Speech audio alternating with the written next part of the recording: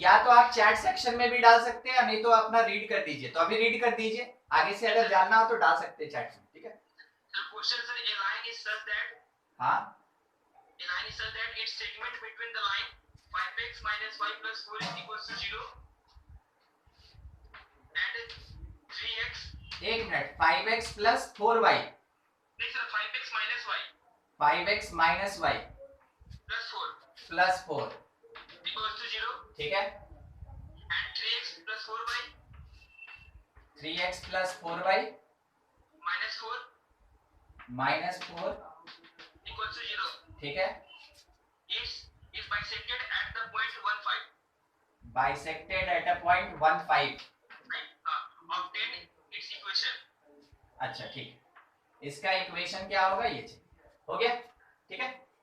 ठीक, हम ये मान के चलते हैं ना कि ये जो लाइन है ये इस पॉइंट ए पे कट कर रहा है, और ये वाला जो लाइन आ रहा है वो अपने रिक्वायर्ड लाइन को बी पे कट कर रहा है, और ए और बी का मिड पॉइंट ये पी, तो P is the mid point of A and B, तो A plus B by two ऐसे दिखा देंगे। अब हम लोग के पास इस वाले रिक्वायर्ड लाइन का इक्वेशन चाहिए। देखिए काम कैसे कर सकते हैं, मान लीजिए जैसे कि ये वाला जो पॉइंट है ना, ये वाला, ठीक है, ये समथिंग कुछ x x कॉमा y, और ये वाला पॉइंट हम मान के चल रहे हैं a कॉमा b, ठीक है, a और b। पहला रिलेशन यहां से, पहला रिलेशन देखिए क्या क्या मिल सकता है। आप ये कह सकते हैं x plus A by two that is equals to 1, x plus A by two is equals to 1, और दूसरा आप ये कह सकते हैं y plus B by two is equals to 1, किससे, मिड पॉइंट फॉर्मूला से, मिड पॉइंट। ये रहने दीजिए, ठीक है, जो भी है हम लोग को बहुत क्लियर दिख रहा है कि क्या है। एक और चीज, इसके ऊपर ये सेटिस्फाइड करेगा, इसको ये सेटिस्फाइड करेगा, ठीक है, दिख रहा है। तो 3a plus 4b minus 4 is equals to 0, छोड़ दीजिए, ये इसको सेटिस्फाइड करेगा, तो 5x minus Y plus 4 is equals to 0। अब क्या करें, अब हमको ये काम करना है, a को डिफाइन करना है x में, ठीक है, a को डिफाइन करना है x में और b को डिफाइन करना है y में। ध्यान दीजिएगा, करना क्या चाहते हैं वो बता दें। a को डिफाइन कर लेना चाहते हैं x में यहां से, b को डिफाइन कर लेना चाहते हैं y में यहां से, उसके बाद xy और xy का दो इक्वेशन मिलेगा, सॉल्व करके xy निकालेंगे, ठीक है, ये काम करना है हमको। तो यहाँ पे आप अगर पुट करें दिस इक्वेशन में, तो 3 a के प्लेस पे 2 माइनस एक्स प्लस 4 b के प्लेस पे यहां से 2 माइनस वाई माइनस 4 इज 0। थोड़ा सा सॉल्व किया जाए तो माइनस 3x यहां से माइनस 4y, उसके बाद 6 प्लस 8 14 माइनस 4 10 इज 0। अब इस पार्ट को थोड़ा अरेंज कर लें आप, 3x plus 4y minus 10 is equals to 0। अब आगे का काम आपका है, सुन लीजिए, फर्स्ट और सेकंड आप इसको सॉल्व करके xy निकाल लेंगे, ठीक, xy निकल गया मतलब कौन मिल गया हमको, a, ठीक है, a मिल गया हम लोग को। दूसरा एक और बात, दूसरा एक और चीज, अगर हम लोग x का वैल्यू यहां पुट करें और y का यहां पुट करें तो क्या a और b मिलेगा, हाँ कि ना, a और b मिल गया मतलब कौन सा पॉइंट मिल गया हमको, b, ठीक है। आप चाहे तो निकाल भी सकते हैं, नहीं तो छोड़ भी सकते हैं, ऑप्शनल है, ऑप्शनल है। अगर a ऑलरेडी आप ऑब्टेन कर चुके हैं तो सुनिए क्या कर सकते हैं, a अगर मेरा ऑब्टेन हो गया मतलब xy निकल गया मेरा, तो a और p इसको 2 पॉइंट फॉर्म यूज करके आप इक्वेशन ऑफ लाइन निकाल सकते हैं, सही है, ठीक है। अदरवाइज आप a ऑलरेडी ऑब्टेन कर लिए, अब उसके बेसिस पे आप यहाँ पुट करके b भी ऑब्टेन कर लिए, a और b मिल गया, फिर से आपको वही काम करना है, 2 पॉइंट फॉर्म लगाइए, 2 पॉइंट फॉर्म, और उसके बेसिस पे इक्वेशन ऑफ लाइन निकालिए, हो जाएगा इतना काम, यस सर, ठीक, यही करना था। नेक्स्ट, और किसी का क्वेश्चन, यस सर, हाँ, 1 मिनट आदित्य देख लेते हैं कि किसी और का भी है ना, अगर है तो, अदरवाइज फिर आपसे, और किसी का कोई है सर, डीपीवी में से एक क्वेश्चन पढ़िए एक बार। A particle begins at the origin and moves successfully in the following manner as shown: 1 unit to the right, half unit up, 1/4 unit to the right. ठीक, ये 1 ये 1/2, ये 1/4। मीनिंग क्या हुआ ना कि x की तरफ 1 तो y की तरफ 1/2, x की तरफ फिर इसका हाफ 1/4 तो y की तरफ इसका हाफ 1/8, x की तरफ फिर इसका हाफ 1/16, y की तरफ इसका हाफ 1/32। समझ रहे हैं क्या पैटर्न है, कैसे चल रहा है? ठीक है, तो हम थोड़ा सा इसको बड़ा दिखा दें।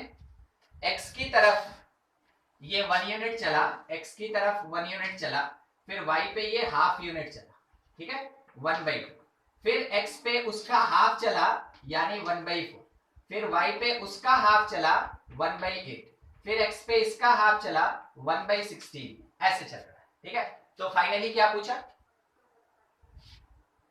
अमन? सर 1/8 यूनिट डाउन दिया है उसमें। अच्छा डाउन दिया है, x right unit up 1/4 unit right, 1/8 unit down, 1/16 unit right.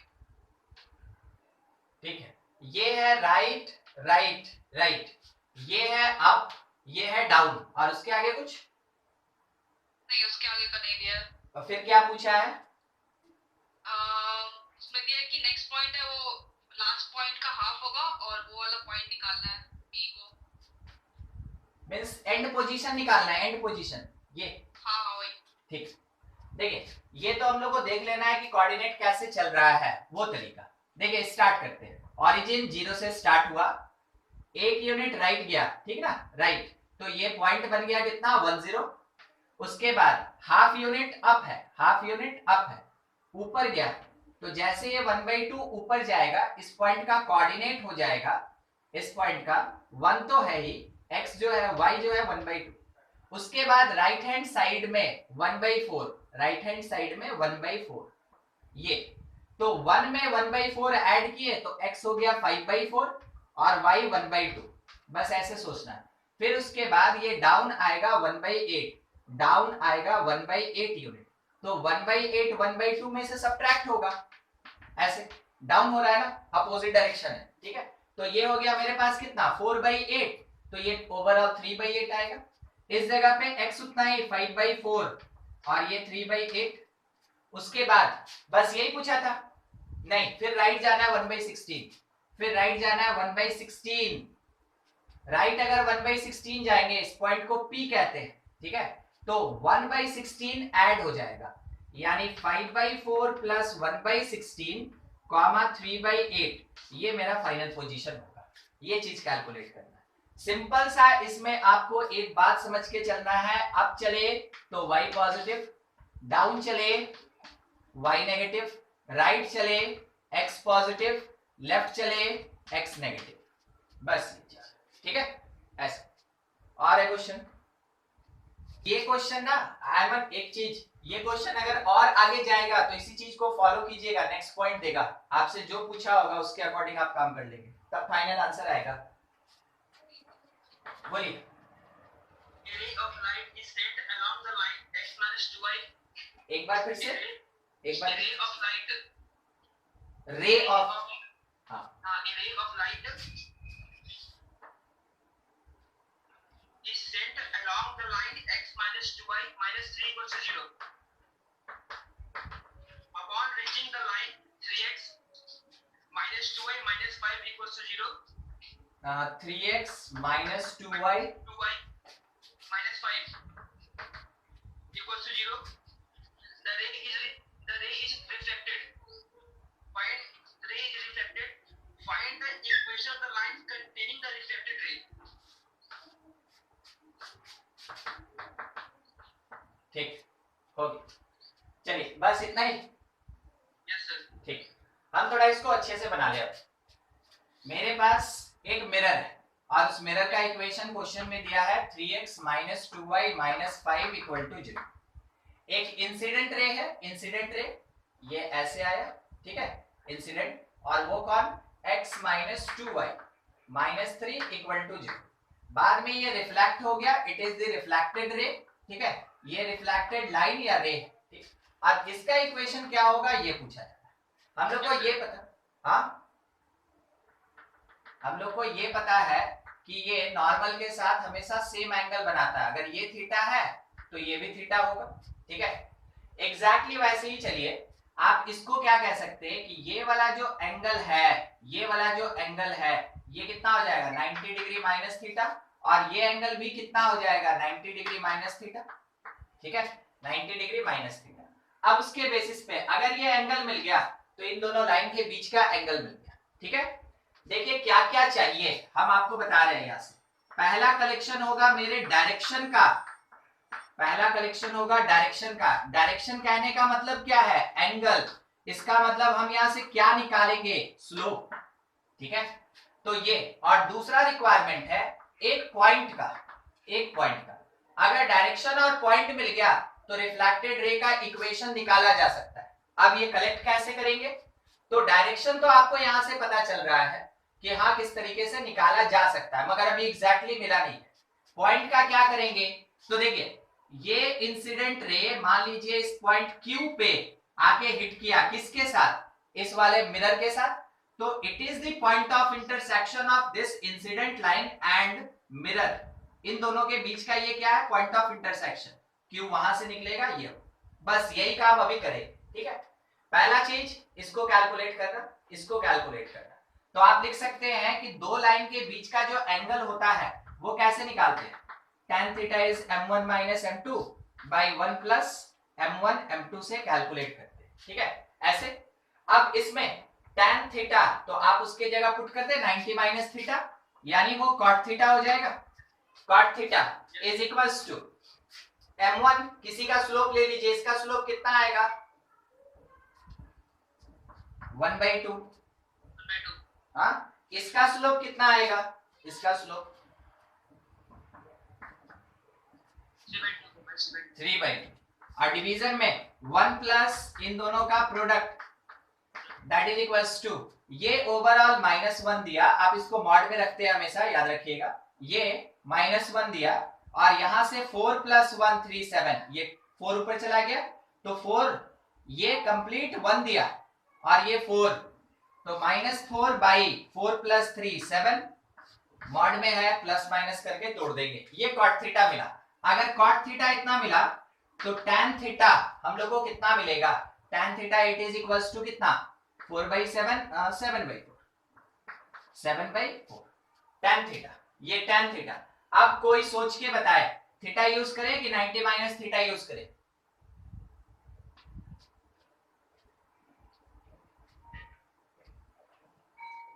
नहीं पता, थीटा ही यूज करेंगे, थीटा ही यूज करेंगे, क्योंकि ये स्लोप देगा हम लोग को, ये स्लोप देगा एक्स एक्सिस के साथ। tan थीटा 7/4 मिल गया, एक काम हो गया डायरेक्शन का। अब अगला काम पॉइंट का, पॉइंट का फॉर कैलकुलेशन, ठीक है, फॉर कैलकुलेशन ऑफ पॉइंट आपको किसको किसको सॉल्व करना चाहिए, x - 2y - 3 को, x - 2y - 3 = 0 को, और उसके साथ में 3x - 2y -5 = 0 को सिंपली आप सब्ट्रैक्ट कर दीजिए, ये कैंसिल हो जाएगा, यहां से -2x, इस प्लेस से +2 इज 0, तो x का वैल्यू 1 आ गया, सही है। x जैसे 1 आया, किसी भी एक इक्वेशन में आप 1 पुट कर दें, y का वैल्यू देखिए आपको -1 मिल जाएगा, हो गया। तो हम लोग को q पॉइंट मिला कितना 1 - 1। अब क्या करें, अब लगाए ना y - y1 is equals to tan theta times x - x1, ठीक है, x - x1, इस चीज को यूज करेंगे हम लोग, ठीक ना, इस चीज को यूज किया जाएगा। अब इसके बेसिस पे x1 y1 है और tan थीटा है, पुट करके इक्वेशन निकालेंगे, क्या होगा, ठीक। और है डाउट,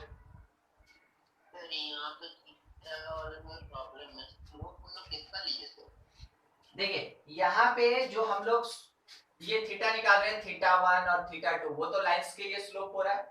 बाद में जब आप इसको थीटा यूज किए, ये जो थीटा आप यूज कर रहे हैं ये एक्चुअल में क्या है, इन दोनों के बीच एंगल है, किससे, परपेंडिकुलर से। तो परपेंडिकुलर से एंगल होना मतलब किसके साथ एंगल है, y के साथ, ठीक है, y के साथ ये एंगल बना रहा है कितना, थीटा। कौन, मेरा रिफ्लेक्टेड लाइन, रिफ्लेक्टेड लाइन ये एंगल कितना बना रहा है, थीटा, किसके साथ, y के साथ।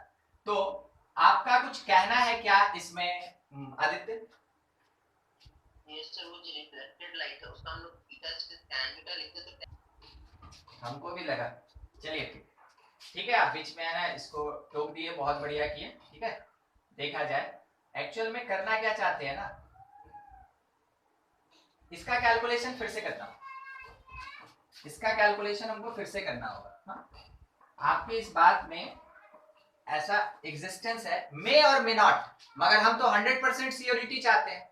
वो मे और मे नॉट का केस था 100% सियोरिटी। देखिए उसके लिए क्या करें, उसके लिए क्या करें, इस बात को ध्यान में रखिएगा, इसका और इसका एंगल और इन दोनों लाइन का एंगल सेम होगा, तो दोनों का tan 90 माइनस थीटा बराबर कर रहे हैं। तो क्या कर रहे हैं वो देखिए, m1 minus m2 by 1 plus m1 m2 is equals to m2 minus m3 by 1 plus m2 m3।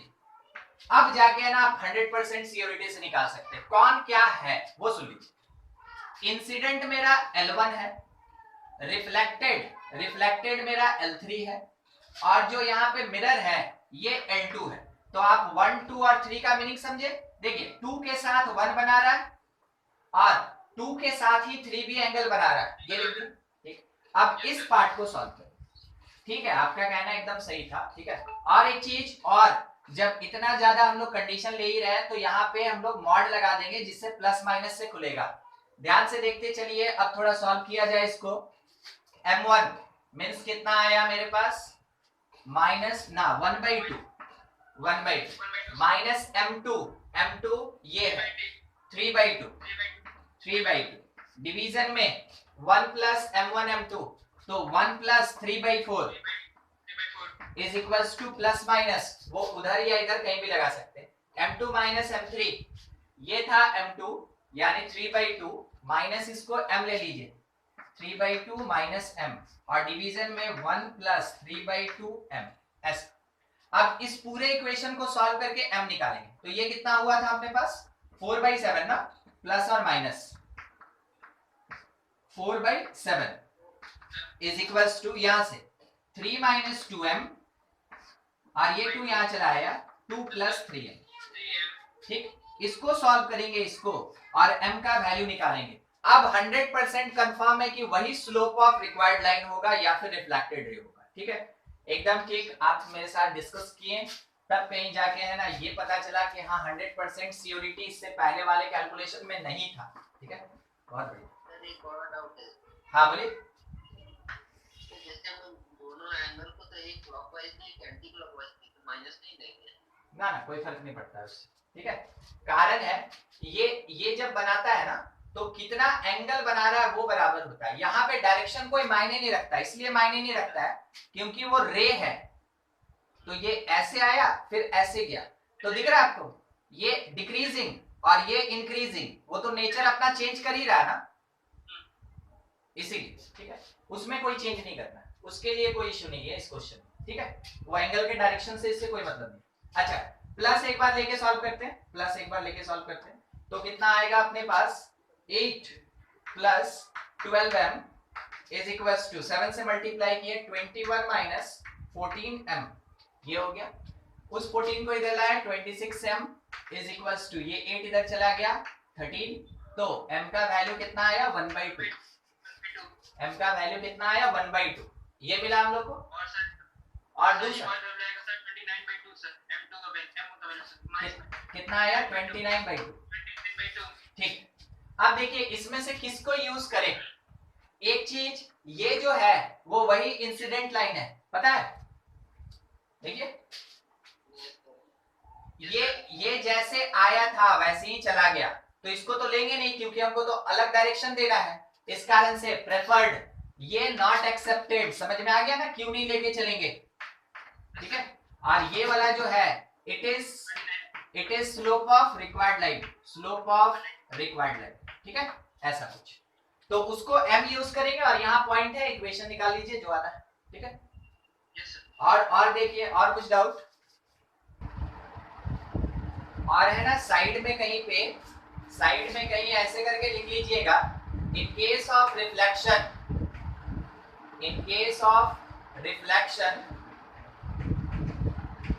Use ये वाला पूरा फॉर्मूला एक बार लिख लीजिएगा, ठीक ना, ये वाला पूरा फॉर्मूला एक बार लिख लीजिएगा, उसको ऐसे राउंड कर ताकि याद रहे रिफ्लेक्शन में ये काम करना है। क्वेश्चन है उसका मीनिंग समझा दीजिएगा। हाँ ठीक है, ये कंप्लीट हो जाए कर लीजिए फिर लिख बता।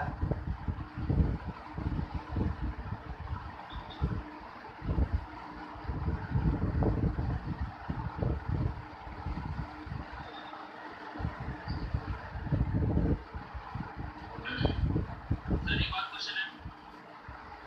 ये वाला हो गया, हटा दे। Yes sir. The number of integer points exactly in the interior of the triangle with vertices 0, 0, 0, 10 or 10, 0 is k. Then total number of combinations of x and y is.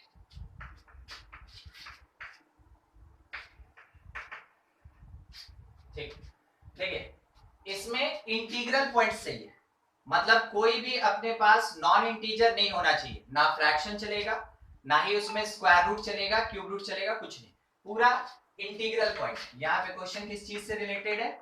Integral point से related, integral points, ठीक है। तो कौन सा integral point?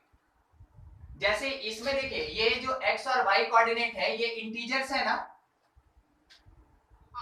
हाँ, means x belongs to integer और साथ ही साथ y बिलोंग्स टू इंटीजर होना चाहिए। अगर कोई बोले कि 0√3 लेंगे तो ये यहाँ पे एक्सेप्टेबल नहीं है, ठीक है, नॉट एक्सेप्टेबल, क्योंकि यहाँ पे कोई भी इंटीजर नहीं है, मतलब x और y कोऑर्डिनेट इंटीजर होना चाहिए। वैसा वैसा कितना ऑर्डर्ड पेयर, कितना पॉइंट्स पॉसिबल होगा वो पूछा जा रहा है, समझे?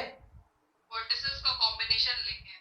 वर्टिसेस, हाँ वर्टिसेस दिखा रहे हैं, एक मिनट, ठीक है। वर्टिसेस आप उसको कह भी सकते हैं, मगर कोई जरूरी नहीं कि आप उसको वर्टिसेस ही बोले। कारण क्या है ना, वो देखिए पहले एक फिगर बनाते हैं, फिर इस बात को हम आपको समझा देंगे।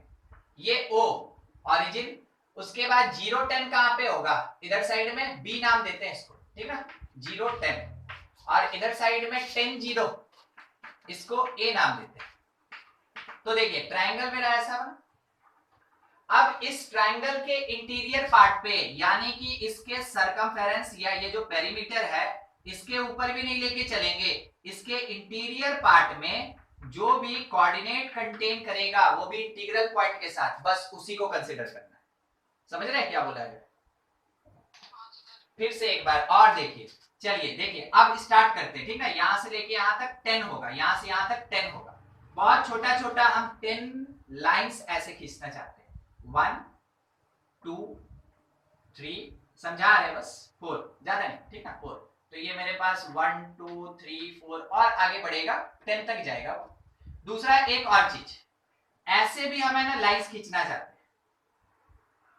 1, 2, 3 और ये भी चल के कहां तक? 10 तक जाएगा, ठीक है। अब देखिए जो दिखाना चाहते हैं यहाँ पे, जिस बात पे आपको गौर करना चाहिए उस पे थोड़ा सा डिस्कशन कर रहे हैं, ध्यान से देखिएगा क्या चीज है। इस पॉइंट का कोऑर्डिनेट कोई बोले पाएगा? इस पॉइंट का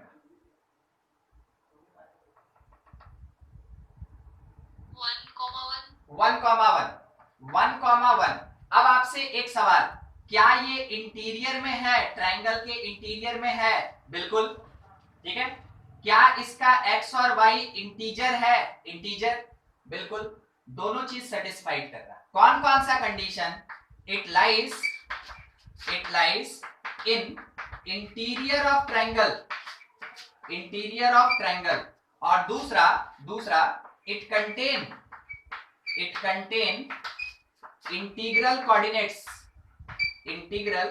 कोऑर्डिनेट्स, यही दो चीज फुलफिल करना है। आपको याद होगा, आप क्वेश्चन में पढ़े थे, find all points in interior of triangle with the vertices this and this, ठीक है, इस के such that number of xy कितना पॉसिबल होगा, जो कि सारा का सारा इंटीग्रल पॉइंट्स होना चाहिए। तो इंटीग्रल होना चाहिए और ट्रायंगल के इंटीरियर में होना चाहिए, ये दो कंडीशन फुलफिल करना है। अभी आप देखें, एक एग्जांपल आपके सामने हम रखें, ये पॉइंट आप बोले सर 1, 1 होगा, आप देख भी सकते हैं कि ये ट्रायंगल के इंटीरियर में है और साथ ही साथ इंटीग्रल कोऑर्डिनेट है। एग्जैक्टली वैसे ही अगर इसका बात करें, इट इज 2, 1, 2, 1, इंटीरियर में है, इंटीग्रल है। फिर यहां बात करें 3 1, तो ये भी इसके इंटीरियर में है, इंटीग्रल है। तो क्या कर सकते हैं, पहले 1 के साथ स्टार्ट करेंगे। देखिए कौन कौन 1 1 होगा, क्या है y को फिक्स रखेंगे, y को, ठीक है, y को फिक्स रखेंगे। 1 1 होगा, 2 1 होगा, 3 1 होगा, 4 1, 5 1, 6 1, 7 1, 8 1, 9 1। अब सवाल 10 1 होगा कि नहीं?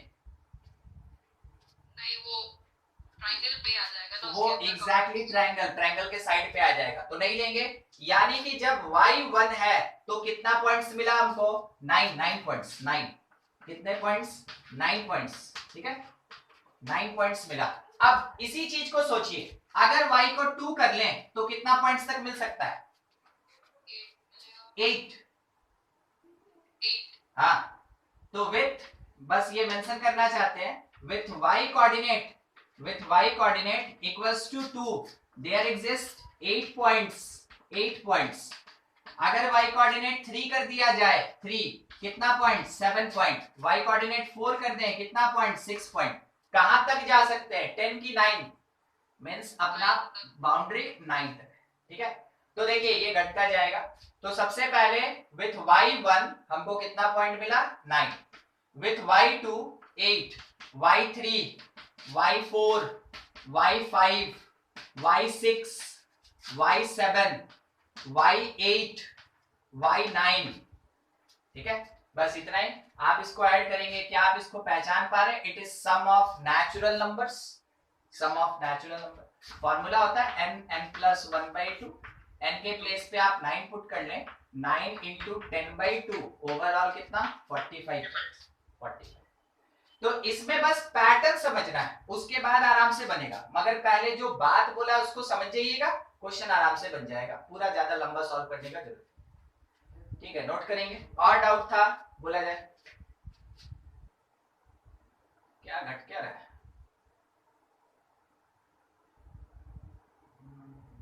अच्छा, ये जो 9 है, ये 9 ये नहीं होगा। सॉरी, ये जो 9 का एक पॉइंट है ये नहीं हो रहा है।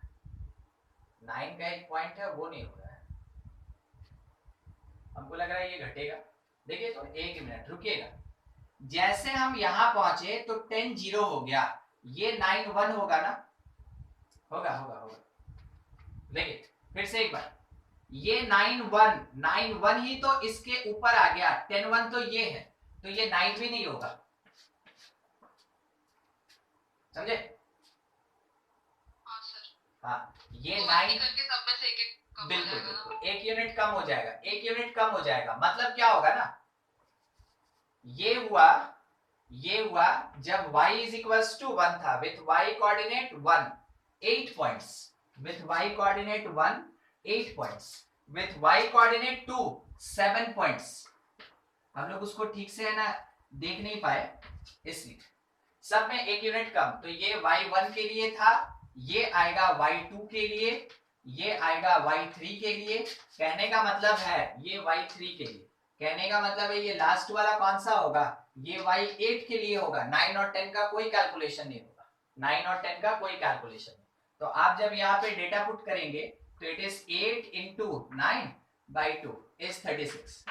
बस ये चीज है ना, जज नहीं हो पाया उस समय, इस कारण से अपना आंसर उस समय मैच नहीं किया, मगर पैटर्न यही, ठीक है, देखिए। चलिए ठीक, और क्वेश्चन बोला जाए। एकदम आंसर वगैरह देखते रहिए, ठीक है, हम आपको कॉन्सेप्ट बताते हैं, अगर मान लें कुछ आगे पीछे होता है डील कर लेंगे। कौन सा?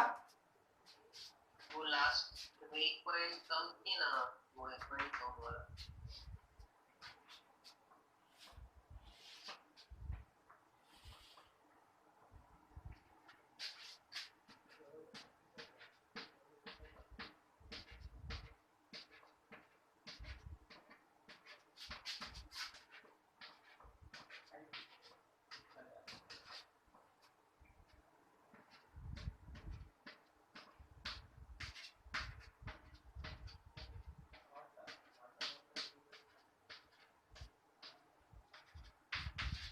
देखिए 9 1, x कोऑर्डिनेट 9 और y कोऑर्डिनेट 1 जो होगा वो यहाँ होगा, मतलब ये ऐसे आना चाहिए था, मतलब ये वाला जो 9 1 होगा वो यहाँ होगा ऐसे, इसके ऊपर इसके ऊपर इसके ऊपर, ठीक है। बोलिए सही है, ये समझे आदित्य? यस। तो वो जो 9 1 है वो सर्कल सॉरी ट्रायंगल के इंटीरियर में है या ट्रायंगल के उस हाइपोटेनस के ऊपर है? हाइपोटेनस के ऊपर। यहाँ पे हम लोग से क्या बोला गया था, एक वर्ड यूज किए थे हम लोग, इंटीरियर ऑफ ट्रायंगल। तो क्या उसको इंटीरियर ऑफ ट्रायंगल में इंक्लूड करेंगे? नहीं करेंगे, नहीं करेंगे। तो जब y1 होगा तो कितने पॉइंट्स को कंसीडर किया जाएगा? 8, ठीक है। इस कारण से इसमें से एक पॉइंट हटाया। एग्जैक्ट फिगर जो है वो जब बना लेंगे, और थोड़ा सोचने वाला चीज है बस, तो हम लोग ये कह सकते हैं कि उसमें टोटल 8 ही पॉइंट मिलेगा, 8 ही पॉइंट मिलेगा, क्योंकि 10 0 तो यहाँ हो गया वर्टेक्स, और 9 1 जो है वो इसके इस हाइपोटेनस के ऊपर होगा। हमको इंटीरियर में चाहिए, तो इंटीरियर में 8 से एग्जिस्ट करना स्टार्ट करेगा, 8 से एग्जिस्ट करना स्टार्ट करेगा। तो व्हेन y कोऑर्डिनेट 1, वैसे केस में टोटल कितना कोऑर्डिनेट्स पॉसिबल हो सकता है? 8। जब y2 होगा तो उस समय क्या है कि ये वाला जब 2 के साथ मिलेगा तो फिर ये यहाँ पे आ जाएगा, तो कितना पॉसिबिलिटी? 7। जब 3 के साथ चलेंगे तो 3 वाला 7 से मिलके यहाँ पे आ जाएगा, ये 7 के साथ है यहाँ पे, तो उस समय कितना कंसीडर करेंगे हम लोग? 6। इसलिए ऐसे कम होता जाता है। जब यहाँ पहुंचिएगा y9 तो उस समय x होगा 1, ऐसा कुछ, ऐसा, ठीक है। तो ये भी कंसीडर नहीं।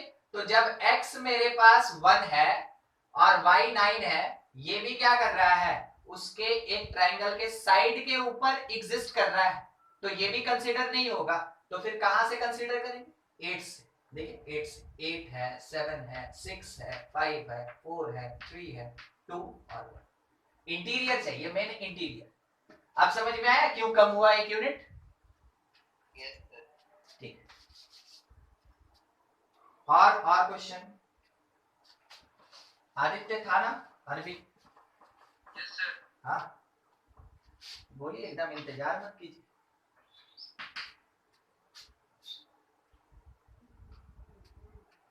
Perpendicular drawn from the point 1 minus 2 on the line y equals 2x plus 1. 1 minus 2, line है y equals 2x plus 1.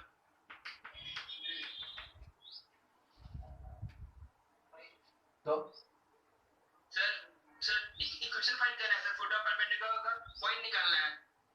Find the coordinate of the photo perpendicular drawn from the point 1 minus 2 on the line y equals 2x plus 1. ये चाहिए, ठीक है, ये point. अच्छा एक चीज, सबसे पहले तो ये पूरा आप स्ट्रेट लाइन में चले गए, मगर फिर भी ये क्वेश्चन बता रहे हैं, ठीक है, समझिएगा। स्ट्रेट लाइन का ही पूरा कॉन्सेप्ट है।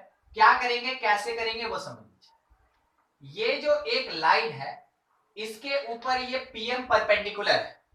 अगर कभी भी दो परपेंडिकुलर लाइंस होता है, स्लोप का प्रोडक्ट बोलिए -1 होता है. तो PM perpendicular to the given line, तो आप कह सकते हैं कि slope m1 into m2 that is equals to -1। तो इसका स्लोप मेरे पास 2 है, तो ऑब्वियस सी बात है m2 जो आएगा -1/2। तो इस पीएम का स्लोप मिल गया -1/2, और पीएम पास कर रहा है 1 - 2 से।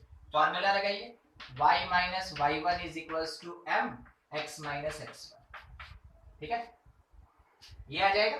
तो जैसे ये मेरा इक्वेशन आ गया, निकाल लेते हैं, ठीक है ना, छोड़ेंगे नहीं। y - y1 मतलब कितना? -2 that is equals to slope -1/2। x - x1 का मतलब कितना? 1। 2 यहाँ आया, 2y + 4 is equals to -x + 1। एक तरफ x + 2y + 3 is equals to 0। ये मेरा सेकेंड लाइन है, और जो एक दिया था ये मेरा फर्स्ट लाइन है, ठीक है। अब थोड़ा m के बारे में देखिए, जिसको फुट ऑफ परपेंडिकुलर कह रहे हैं। It is the point of intersection of pm and line l, सही है। It is the point of intersection of line pm and line l, इसका ये पॉइंट ऑफ इंटरसेक्शन है। तो कैलकुलेट करेंगे। एक ये यहां से दिया ना y equals to 2x plus 1, तो पुट कर लीजिए y is equals to 2x plus 1 कहां, इन इक्वेशन 2, जो इक्वेशन 2 लिखे है उसमें पुट कर लीजिए। पुट करके x निकाल लीजिएगा, यस सर, और वहां पे पुट करके फिर y निकाल लीजिए, वही हो जाएगा m का कोऑर्डिनेट, हो जाएगा इतना काम। ठीक है, यस सर। और किसी का कोई डाउट नहीं तो नोट करें जल्दी जल्दी। चलिए आगे बढ़ा जाए। हम लोग पिछले क्लास में स्लोप ऑफ स्ट्रेट लाइन बस इतना ही डिस्कस किए थे, स्लोप ऑफ स्ट्रेट लाइन। अब आज जो है मेन पार्ट अपने पास equation of straight line, equation of straight lines क्या क्या हो सकता है आपको भी पता है, ज्यादा इसमें ना लंबा डिस्कशन नहीं लेंगे, बस इसके बेसिस पे डिफरेंट क्वेश्चंस देखेंगे। सबसे पहला होता है slope intercept form, slope intercept form. अब ये जो स्लोप इंटरसेप्ट फॉर्म है इसमें हर चीज ध्यान रखिएगा, अगर आपको डायरेक्शन मिल जाए या स्लोप मिल जाए, यानी थीटा मिल जाए या स्लोप मिल जाए, और उसके साथ में आपको कोई भी इंटरसेप्ट मिल जाए, कोई भी इंटरसेप्ट मतलब आइदर एक्स इंटरसेप्ट या वाई इंटरसेप्ट, तो आप इसको यूज कर सकते हैं। बहुत बेसिक बात है मगर हम आपको ये बताना जरूरी समझते हैं, स्लोप मिलने का मतलब आइदर आपको मिल जाए थीटा, ठीक है, आइदर थीटा और tan थीटा।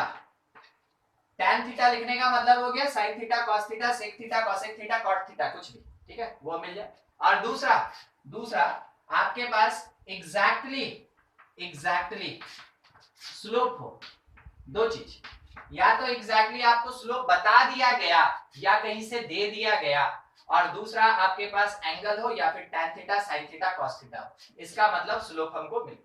इसमें से जो मिल जाए इसका मतलब हमको स्लोप मिल गया। दूसरा बात जो इंटरसेप्ट का करना है, इंटरसेप्ट किसको कहते हैं ये पता है क्या? इंटरसेप्ट किसको कहते हैं? It is distance of point of intersection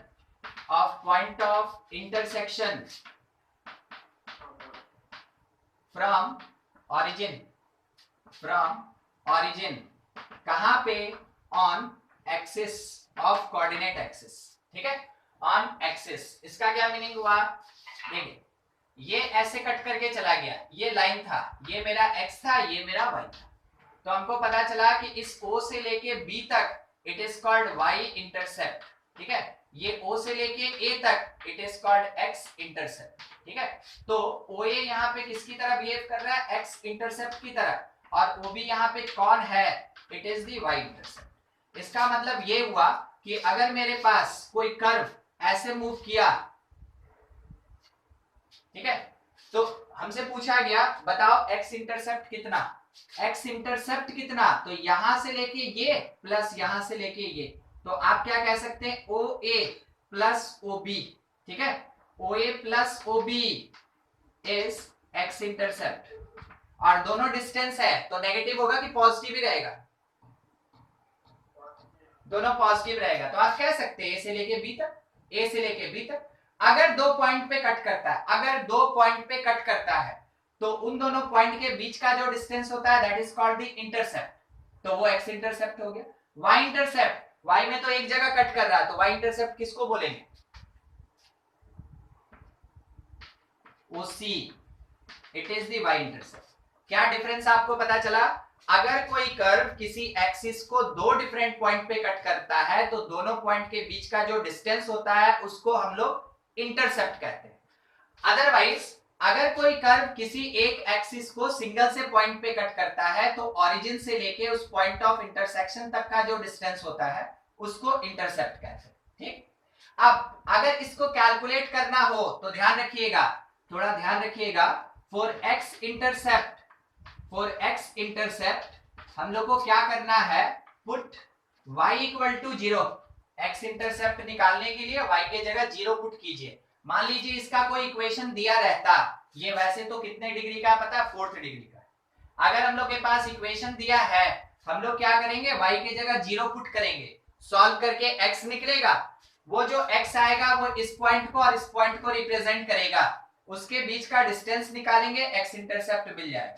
अगर हमको y इंटरसेप्ट निकालना है तो फॉर y इंटरसेप्ट हम लोग को क्या करना चाहिए, put x is equal to 0, put x equal to 0। मान लीजिए कहीं से हमको ये पता चल गया कि देखो एक सर्कल है x square plus y square minus 2x plus 4y is equal to 0, ठीक है, इज इक्वल टू 0। बोला बताओ x इंटरसेप्ट कितना, x इंटरसेप्ट कितना।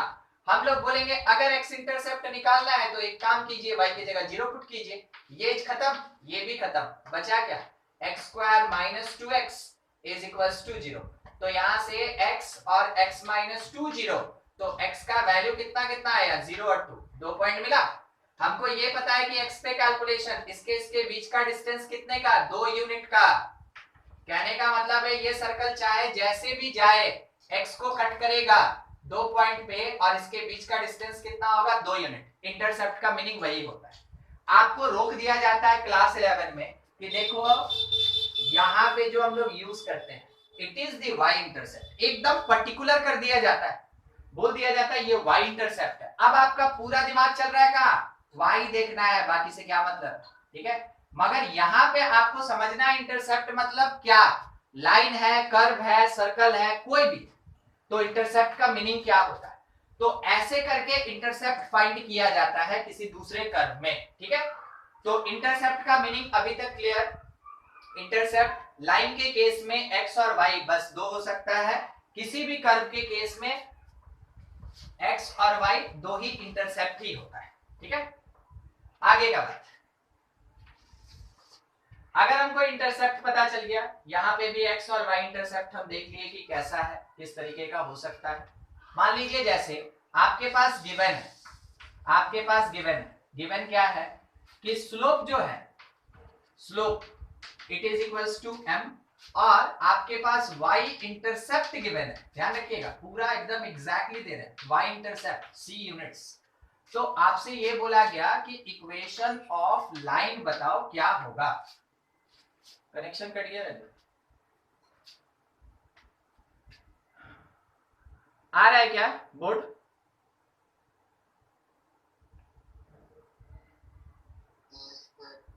अभी आया,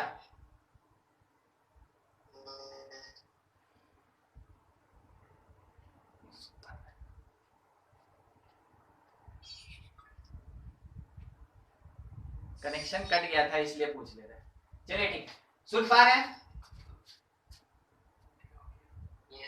ठीक। अगर आपके क्वेश्चन में ये प्रोवाइडेड है, ये गिवन है, स्लोप दिया है और साथ ही साथ आपको y इंटरसेप्ट भी दिया है c यूनिट्स, तो जो इक्वेशन ऑफ लाइन होगा, जो इक्वेशन ऑफ लाइन होगा निकालते कैसे है, पहले एक चीज बता दे, उसके बाद बाकी सब में हम लोग फॉर्मूला यूज कर लेंगे, जिसमें आपको दिक्कत होगा हम समझा देंगे। ये 0c, ठीक है, ये 0c। अब कोई एक लाइन ऐसे गया, ठीक, यहां से कट कर ऐसे, ठीक है, इस तरीके से गया। अब दूसरा एक और दिखा दे आपको कि लाइन मेरा जो है ऐसे गया, दोनों जगह पे सी पे ही कट कर रहा है, ये लाइन है, ये लाइन है, ठीक है। देखिए दोनों में डिफरेंस आपको पता चल रहा होगा, ऊपर वाला ऑब्ट्यूज एंगल है और नीचे वाला एक्यूट एंगल है, ठीक है, दोनों में डिफरेंस पता चल रहा होगा, ध्यान दीजिएगा। अगर ये यहाँ सी पे कट कर रहा है, ठीक है, मान लीजिए कोई एक वेरिएबल पॉइंट है, तो वो वेरिएबल पॉइंट किसी भी एक पर्टिकुलर पोजीशन पे हो सकता है। अगर हमको स्लोप प्रोवाइड किया तो यहाँ पे अगर हम इसको थीटा बोले तो tan थीटा मेरे पास कितना दिया है m, यहाँ पे अगर हम इसको थीटा बोले तो tan थीटा हम लोग को कितना दिया है यहाँ पे m, ठीक है, tan theta that is equals to m, ये थीटा अगर बोले तो पहले इसमें दिखा है, इसको थोड़ा आगे लेके गए, यहाँ पे एक पॉइंट के साथ मिला दिए, यहाँ पे एक पॉइंट से मिला दिए, और ये पॉइंट कौन था, वेरिएबल पॉइंट xy था, ठीक है। इस पॉइंट का कोऑर्डिनेट कोई बोलेगा,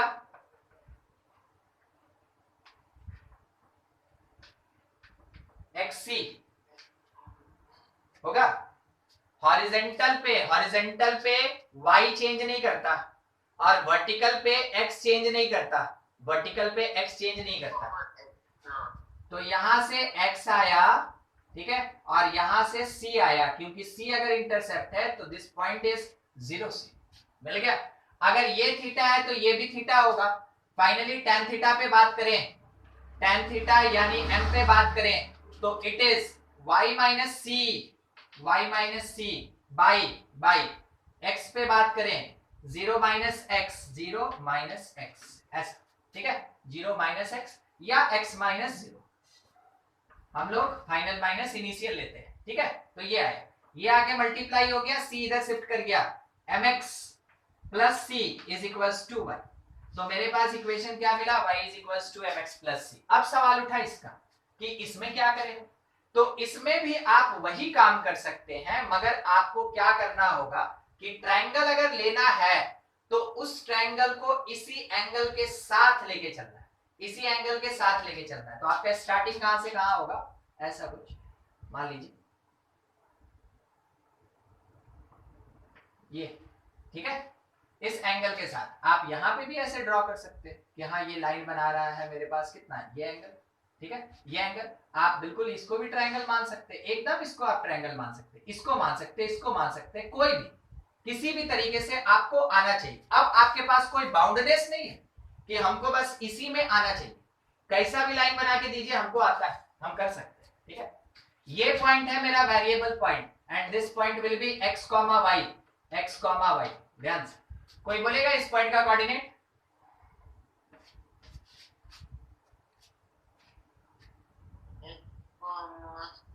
x, c, ये आ गया। अच्छा, अगर ये एंगल बना रहा है कुछ थीटा, ठीक है ना, कुछ थीटा, तो ये कितना हो जाएगा 90 माइनस थीटा, सही। तो आप कंसीडर कर सकते हैं, बिल्कुल आप कर सकते हैं इसके लिए, ठीक है, कि अगर बाय द वे हम लोग इस एंगल को थीटा ले लें या फिर इस वाले एंगल को थीटा ले लें, बिल्कुल उसके बेसिस पे कर सकते हैं। यहाँ पे डिफरेंस ऑफ y है, यहाँ पे डिफरेंस ऑफ x है, देखते चलिए। अगर ये 90 माइनस थीटा हो जाएगा तो आप क्या लिख सकते हैं, cot theta that is equals to, यहाँ से ये पूरा का पूरा जो परपेंडिकुलर है y माइनस c, और डिवीजन में कितना आएगा यहाँ पे x माइनस 0, तो ये x हो जाएगा, सही है। अब इसके बेसिस पे देखिए क्या मिला हमको, cot x y is equals to, cot means 1 by m, तो आप इसको cot ही रहने दीजिए, cot x cot theta into x plus c। बस आपको समझा रहे, फिर उधर लेके जाएंगे, दिखाएंगे। बोलिए तो ये दोनों इक्वेशन कैसे मेरा सेम हो गया, ये दोनों इक्वेशन कैसे सेम हो गया, कुछ तो डिफरेंस होगा, कोई भी अगर ये शो करना हो तो। मेन यही है, अरे भाई ये सब चीज तो ऑलरेडी देखे हुए हैं, आपको घुमा के पूछ देगा इसमें, आपको अब देखना है कि हाँ हम क्या करें, कैसे करें, कहीं मेरा अजम्पशन, मेरा साइन कन्वेंशन कहीं कुछ डिफरेंट तो नहीं है। सोचना है और कुछ नहीं करना।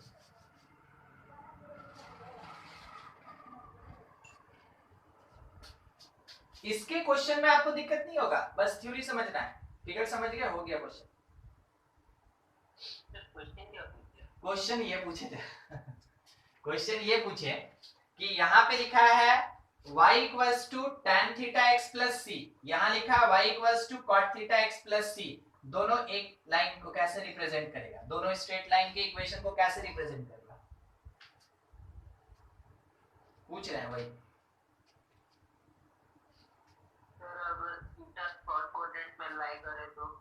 किसमें, थर्ड क्वाड्रेंट में, थर्ड क्वाड्रेंट मतलब कितना,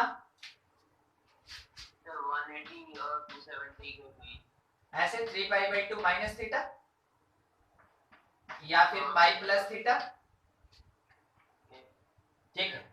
अच्छा ये सोच के बताइएगा कि cot 3 pi by 2 minus theta कितना होता है, cot 3 pi by 2 minus theta कितना होता है,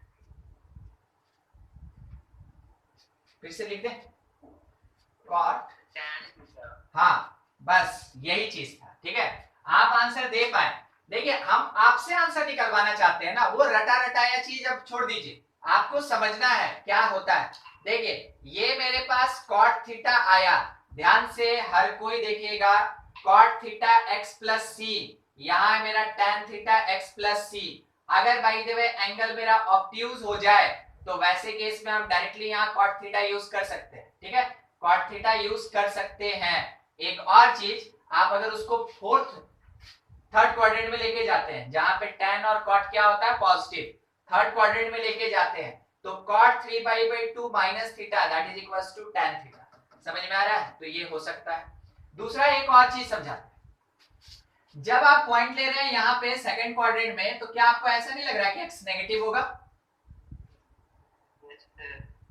उसको भी यूज कर सकते थे, ठीक है, मगर कोई जरूरी नहीं है। Variable point always be x, y, variable point always be x, y, तो उसके लिए ज्यादा बड़ा इशू नहीं है। मगर आप जो ये बात बताए ना, ये बहुत अच्छा, ठीक है। हम आपसे सिंपल सा पूछे कि यहाँ पे लिखा cot थीटा x प्लस सी, यहाँ पे लिखा tan थीटा x प्लस सी, बताइए कैसे दोनों स्ट्रेट लाइन का इक्वेशन होगा? तो आपको बस क्या करना चाहिए था कि tan theta equals to cot theta करके और एंगल फाइंड कर लेना चाहिए। tan theta equals to cot theta करके एंगल फाइंड कर लेना चाहिए था। तो एंगल क्या एग्जैक्ट एंगल निकालते हैं? नहीं, अभी आप जो काम किए कि सर थर्ड क्वाड्रेंट जाएगा, चेंज भी होगा, थर्ड क्वाड्रेंट भी जाएगा, तब कहीं जाके वो बराबर होगा, इसलिए तो इसको प्रेफर नहीं किए, क्योंकि इसमें चेंज नहीं होगा, यहाँ चेंज होगा और थर्ड क्वाड्रेंट जाएगा। यही सब चीज है जो आपसे कॉन्सेप्चुअल क्वेश्चन में पूछा जाता है, और इन्हीं सब जगह पे आपको थोड़ा सा क्वेश्चन को ट्विस्ट करके रिप्रेजेंट कर दिया जाता है, ताकि स्टूडेंट थोड़ा कंफ्यूज हो, और जहां कंफ्यूज हुआ उससे गलती हो जाता है, ठीक है। चलिए इसको नोट करेंगे, बाकी को थोड़ा समराइज कर देंगे आराम से। कहीं भी दिक्कत समझने में, या आप कोई क्वेश्चन उठा सकते हैं, सर कैसे, अगर ऐसा होता तो क्या होता, बिल्कुल पूछ सकते हैं।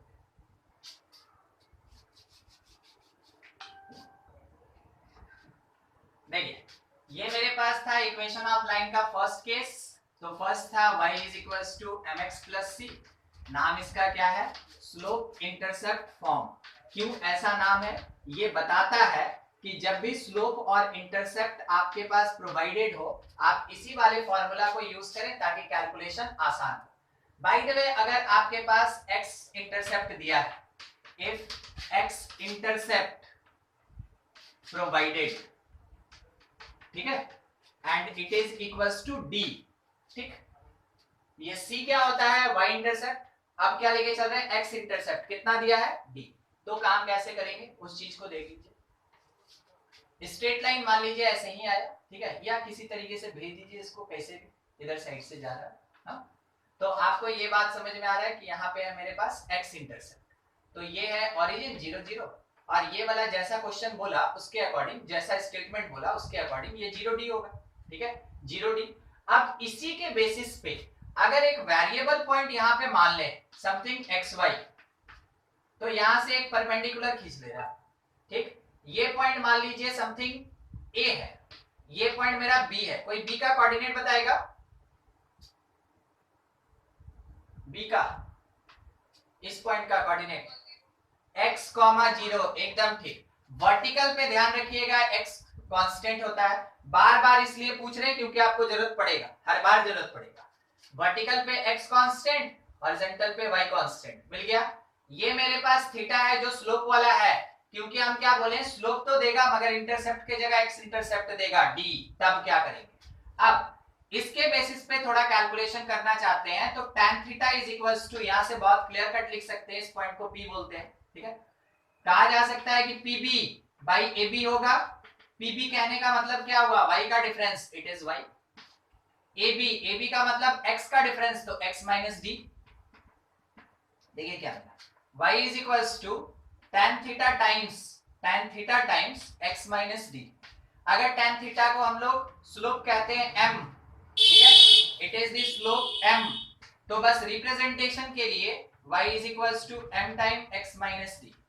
अब आपके सामने रिलेशन आएगा, ध्यान से, ये हुआ x इंटरसेप्ट के साथ, अब रिलेशन आएगा विथ y इंटरसेप्ट c। हम लोग जानते हैं कि इक्वेशन ऑफ लाइन क्या होता है, y is equals to mx plus c। बोलिए तो c और d में क्या रिलेशन है, c और d में क्या रिलेशन है, देखिए दोनों सामने हैं, बोलिए बोलिए, क्या ये है, नहीं समझे, अरे नहीं समझे, देखिए ये जो लाइन लिखा इस लाइन को ऐसे लिख सकते हैं y is equals to m से mx माइनस md, ये लिख सकते हैं। अब इसको और इसको कंपेयर कीजिए, y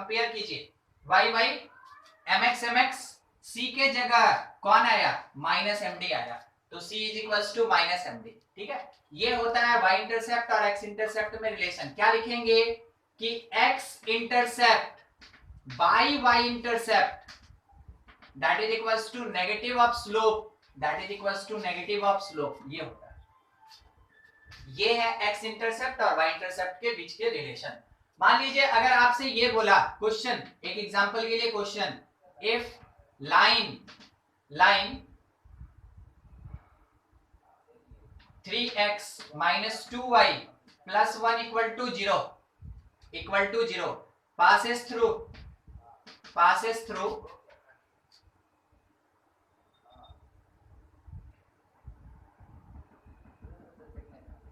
1, 2, ठीक है।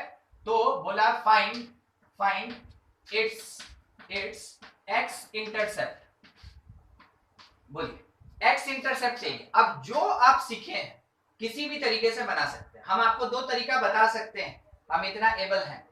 आपसे पूछ रहे हैं क्या करना चाहिए, x इंटरसेप्ट चाहिए।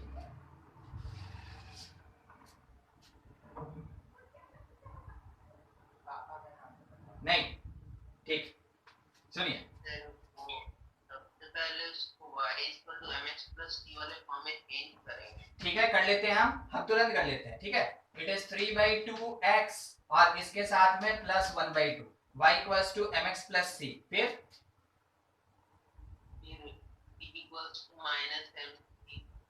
c = -md। ठीक है, तो d = -c/m, तो d जो है is the x intercept that is equals to -c/m, तो -c मतलब -1/2 बाई m, m का मतलब 3/2, फाइनली सॉल्व किए -1/3 मिल गया। सही, एकदम ठीक, और नहीं तो 0 भी पुट करके निकाल, एकदम सही, बस ऐसे ही। ठीक है, इसी तरीके से आंसर देना है। सर ये तो कर ही सकते हैं, इसके अलावे भी मेरे पास एक मेथड है, इसलिए हम आपको स्टार्टिंग में बोले थे कि दो मेथड है। एकदम सही। अब देखिए दूसरा अल्टरनेटिव मेथड इसके लिए, हमसे तो इंटरसेप्ट पूछा ना, तो इंटरसेप्ट इतनी देर तक सीखे क्या। दूसरा है फॉर x इंटरसेप्ट हम लोग ये सीखे हैं, पुट करना है y = 0, y के जगह 0, सिंपल इक्वेशन में y के जगह 0 पुट कर दीजिए। देखिए आपको मिलेगा 3x - 2 × 0 + 1 = 0, यानी x का वैल्यू -1/3, एकदम सिंपल तरीके से। तो आप इसको प्रेफर करें या इसको प्रेफर करें, आंसर वही। डिफरेंस क्या है, यहाँ पे क्वेश्चन थोड़ा सा बड़ा, ऐसा नहीं हम बोल रहे कि बहुत बड़ा हो गया, थोड़ा सा बड़ा, थोड़ा आपको चेंज करना पड़ेगा, उसके बाद कैलकुलेशन करना होगा, रिलेशन याद होना चाहिए। यहाँ कुछ नहीं याद रखना है, सिंपल ये याद रखना है कि x इंटरसेप्ट निकाल रहे हैं तो y 0 होता है, बहुत मामूली सा बात है। अगर वो याद है तो आप x इंटरसेप्ट आराम से फाइंड कर सकते हैं। ठीक है, अब कोई ये पूछना चाहेगा सर ये 1 2 क्या कर रहा है, कुछ नहीं, फिलर है। ठीक है, फिलर है और कुछ नहीं। आपके लिए question, if a line makes angle of 30 degree from x axis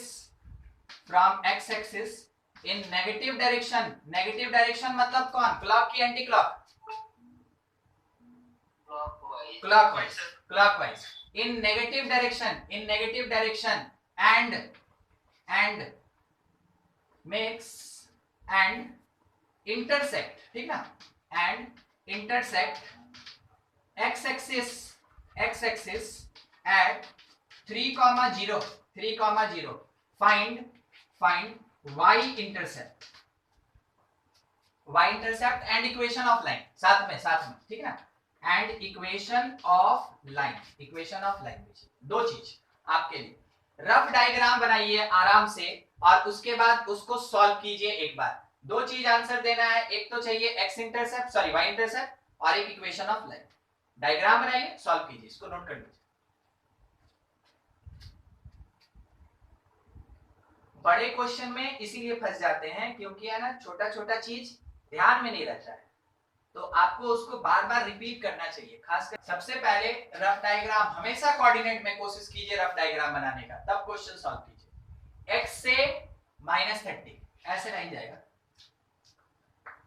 ऐसा -30 डिग्री, ठीक है, क्योंकि हमको जाना है क्लॉकवाइज। ये है मेरा x एक्सिस बन गया। अगर ये मेरे पास 30 या -30 है तो आप बात कर सकते हैं कि स्लोप के लिए एंगल हमको कितना मिलेगा, कोई बताएगा? ठीक है 150। जैसे 150 मिला तो tan theta that is the slope is m is tan 150 degree, और tan 150 का वैल्यू क्या होता है 180 माइनस थीटा। कहने का मतलब है माइनस tan 30 डिग्री इज -1/√3। आप इक्वेशन ऑफ लाइन निकाल सकते हैं, ठीक है, क्योंकि मेरे पास यहाँ पे तो फ्रॉम y एक्सिस लिखा हुआ है ना, नहीं x है। ओ अच्छा मिस्टेक हो गया, कोई बात नहीं, x है, ठीक है, x है, हाँ, x। तो ये मिला हम लोग को स्लोप।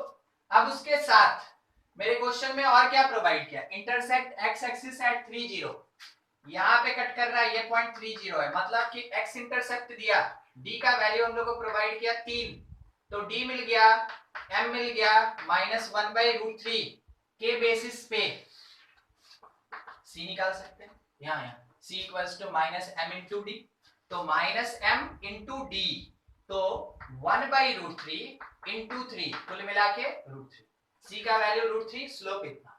ये मिल गया हम लोग को y इंटरसेप्ट। अब equation y is equals to mx -1/√3x plus c plus √3, solve कर लीजिए, वो आपका इक्वेशन हो जाएगा, ठीक है। तो यहां से y इंटरसेप्ट मिला और ये हो गया इक्वेशन ऑफ लाइन।